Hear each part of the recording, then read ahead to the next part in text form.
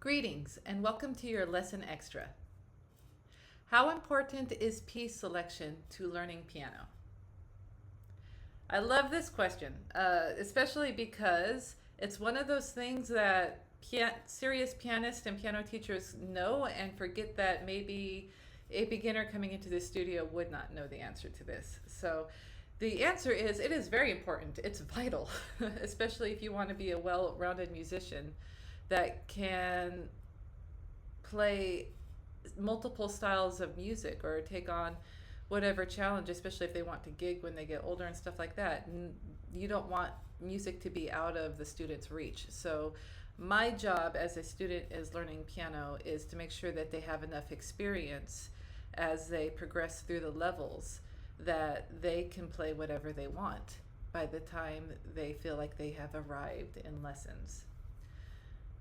So for absolute beginners, they usually start in what's called a method book. And that's like in school when you learn how to read, there's those primary readers where it's just, a few sentences at a time and the student is practicing sounding out their words.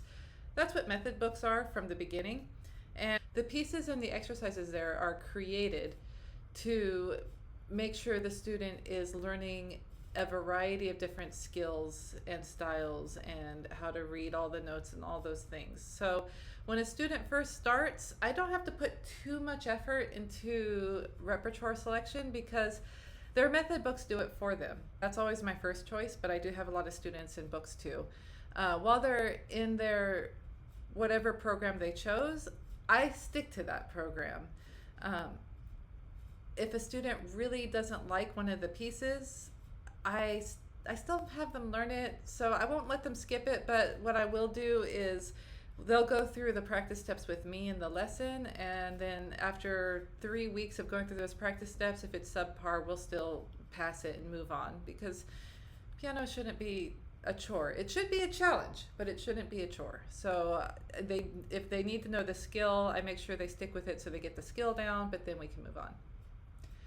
So after the first 3 months of lesson, I do start adding supplemental pieces too, along with the method. And these pieces are more rewarding for the student and are more recital appropriate because we usually have a recital coming up. So I try to get to know the student. I'm always asking them little getting to know you questions, or we start the lesson, I almost always say, anything interesting this week? And that's just helping me get to know their personality. I like to ask when they're learning pieces, was that easy or hard, to see what music they're playing lights them up. And I try to guess what music they would really like to play when it comes to their supplemental pieces. Or I listen to them if they request a special song, if it's possible to play in their hands, so they just do that. But it depends on the situation and the student. So those pieces are more geared to the individual student. And a lot of times those pieces also have some type of theme for an upcoming recital or something like that, like a spooky music for a Halloween recital, or Christmas tunes because we're coming up to our winter recital, things like that. We can even do like a movie theme. So that's in the beginning. After a few years, the student graduates out of the method books, or they continue on to the method books, because some method books go pretty advanced actually, but they also add other repertoire along with the method so that they start learning their standard piano repertoire. We focus on the 4 to 5. It's kind of one of the periods is a little iffy, but I'll just say 4 for now. We stick to the 4 different periods, standard periods of piano music.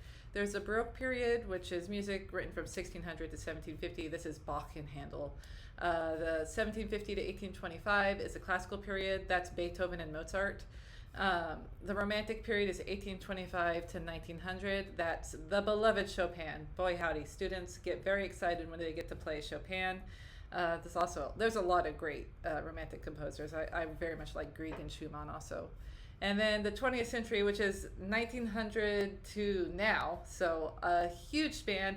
And I feel like the 20th century contemporary styles, it's so broad that could mean anything. You have like the early Russian composers of like the early 1900s and their style. You also have jazz, so there's like Gershwin. And then there's also the modern composers that are writing for the piano today: Dennis Alexander, Melody Bauber, Martha Muir. So 20th century it's a million styles all packed into one period. And then there's another period called Impressionistic. It kind of overlaps over the end of the Romantic period and the beginning of the 20th century period. That's Debussy and Ravel. So early intermediate students, these are your like level 3 through level 5. They learn 3 periods a year. They have to learn at least 3 different pieces from 3 different periods. After that, they have to learn 4. So the late intermediate, early advanced learn 4 of the different periods. And then the advanced, it's best to cover all 5. That way they get plenty of experience. And the reason why it's important to cover these different periods of music is each period has a different style of playing. For example, Baroque music didn't have a damper pedal, so you don't typically play with the pedals. With advanced Baroque music you do, but it's very lightly. And then like classical period music has a lot of scale passages and things like that, and something called the Alberti bass, so the student masters that.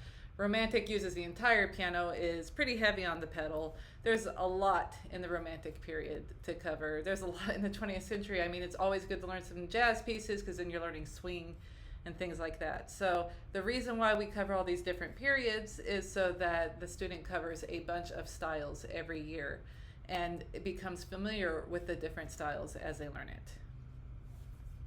So other things I look for in choosing students' repertoire, and by the way, I choose it, but I don't. I give students a selection to choose from because I want the students to like their pieces, and I find that they enjoy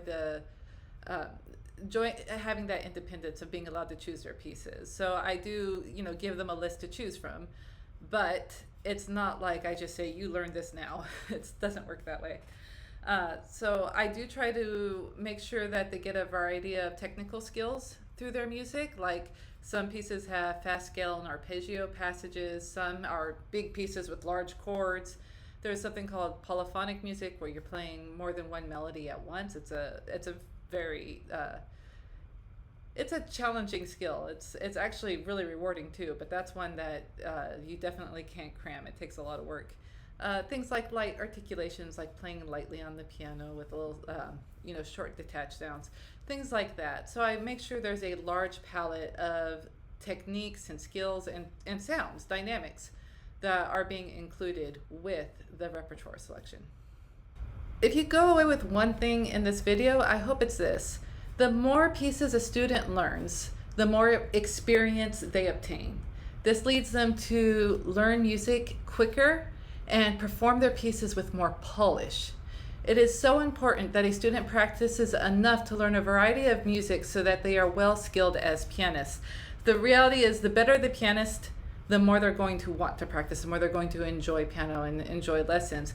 But you got to become good. And so the experience is so important. That's why in those early years, while they're in those method books, your number one goal as a parent, if your child is in lessons, is to make sure they're developing the habit of practice.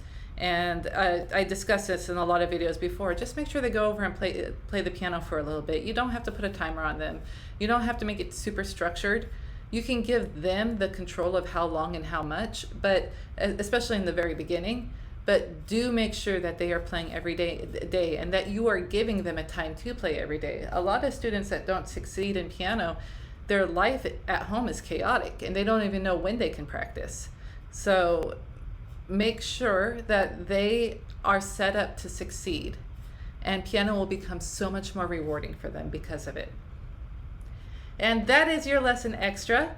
I hope you enjoyed this. If you would like fun, convenient, and life-changing piano lessons in the comfort of your own home, please check out my website, thebuddingpianist.com. From there, you can sign up for a free 30-minute Piano Maestro lesson. In that lesson, you will learn how to navigate around the keyboard and you will learn a song, maybe two.